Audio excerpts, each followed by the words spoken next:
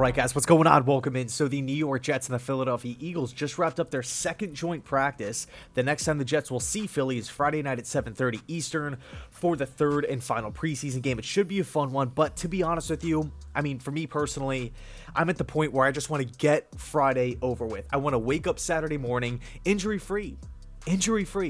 I really feel like the main goal for this team, and of course, these reps are valuable, so, obviously I want Zach Wilson out there doing well, slinging the ball around and, getting those valuable reps, but I think it's imperative to get healthy and stay healthy for the start of the regular season. I mean, this team has been decimated by injuries so far through training camp, and I mean, we take a look back in recent years, I mean, with CJ Mosley being hurt, Sam Darnold always being hurt, I mean, this team has always had an injury problem, but I feel like this season specifically, it's been a major issue.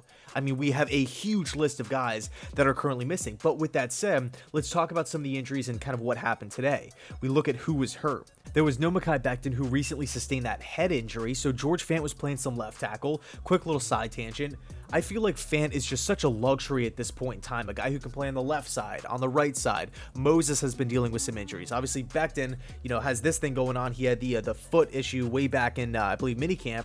So George Fant is just, I mean, it's just such a great insurance policy, but no Denzel Mims, no LaMarcus Joyner. That's on top of the guys that were already missing, like Carl Lawson, Gerard Davis, Vinny Curry, also ruled out for the entire season. The Jets are down a couple guys here, okay, and that's putting it lightly.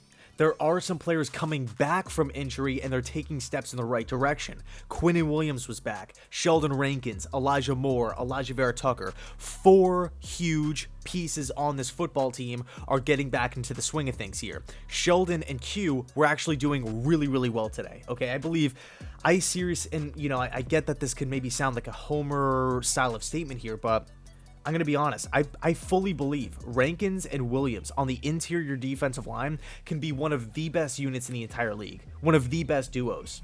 The talent, the measurables, the overall potential that those two possess is through the roof, especially when we're taking a look at the coaching staff as well, Saleh and Ulbrich. I really feel like the sky's the limit here. But in regards to Elijah Moore and Elijah Vera Tucker, even though both players are coming back from that injury and they're making great progress, there hasn't been any hiccups, there hasn't been any speed bumps, there's been no sort of re-aggravation or anything like that, no setbacks at all, and they were in full pads, according to Robert Saleh. He doubts that they both play Friday night. Okay, I think it's the right move, though. Whether you're coming back from injury, whether you're 99.9% ready to go, I don't think it's worth it. At this point in time, I mean, it's the third preseason game. The Jets have tons of injuries all across the field.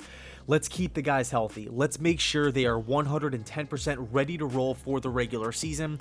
If they aren't 100%, don't put them out there. Don't risk it. Don't risk a re-aggravation or anything like that. If it was up to me, I would just wrap these guys in bubble wrap and just call it a day. Let the young players get out there and do their thing. As far as Zach Wilson's concerned, he was efficient today. He was spreading the football around, getting a lot of people involved. Multiple touchdown passes to Jeff Smith and Braxton Berrios. It's awesome news, okay? It's awesome that Zach Wilson continues to impress, continues to move forward here. We're not taking steps back. I know a lot of people were freaking out about the green and white scrimmage matchup, but think back to how Zach looked in that scrimmage compared to now. After multiple weeks of training camp, multiple weeks of joint practices, multiple preseason matchups, it's a night and day difference. I think a lot of it has to do with coaching. I feel like up through this point, Mike LaFleur has done a fantastic job. And granted, we haven't seen him in a regular season format, but again, really the offense is gelling. Nobody is regressing. Have we heard one thing? Have we seen one thing about Elijah Moore getting worse or him looking way better early? Zach Wilson continues to improve. Everybody continues to improve.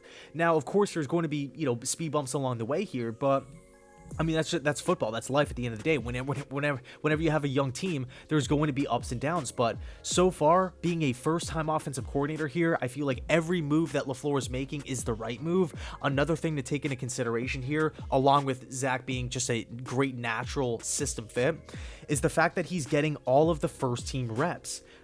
The same cannot be said about Mac Jones in New England. The same cannot be said about Trey Lance in San Francisco.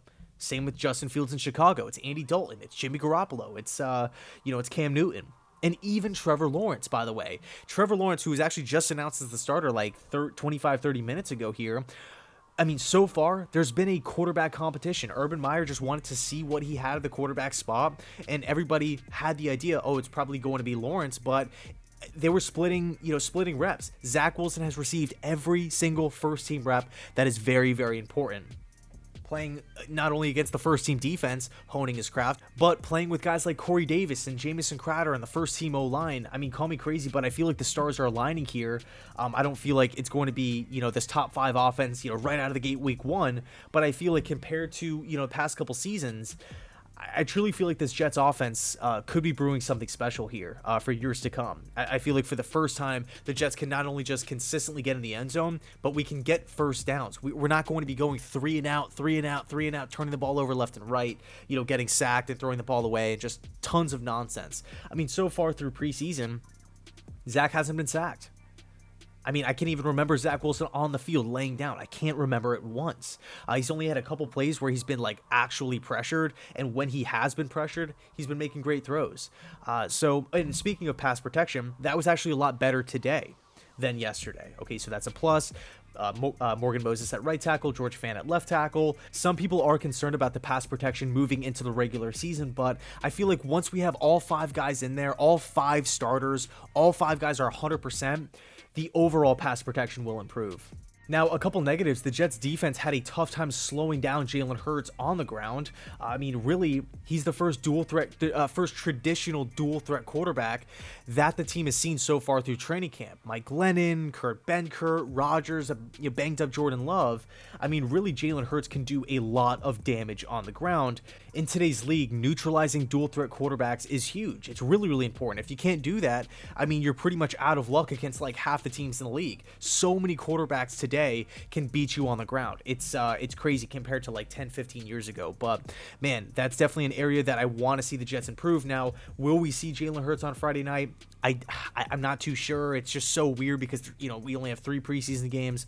But another area that the Jets struggled in today was the second team. Okay, the second team offense really had a tough time, especially towards the tail end of practice. But I mean, the Jets, this is kind of it. I mean, the regular season is right around the corner. We do have a couple weeks left, but we don't have the luxury of months and months of practice time, months and months of joint practices. One more preseason game left, and then on the 12th of September, we take on Sam Darnold and the Carolina Panthers. It's going to be a fun one. I cannot wait for it. I seriously cannot wait for it. So really the name of the game, up until that matchup is get healthy, stay healthy. Get healthy, stay healthy. I'll leave it there. Thanks so much for watching. Let me know your thoughts down below in the comment section. What are you excited for about this matchup or this preseason matchup? Do you want some of the starters to play? Do you want to hold a lot of guys out?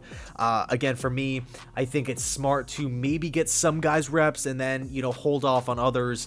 But week 1's quickly approaching. Anyway, thanks so much. And as always, go Jets.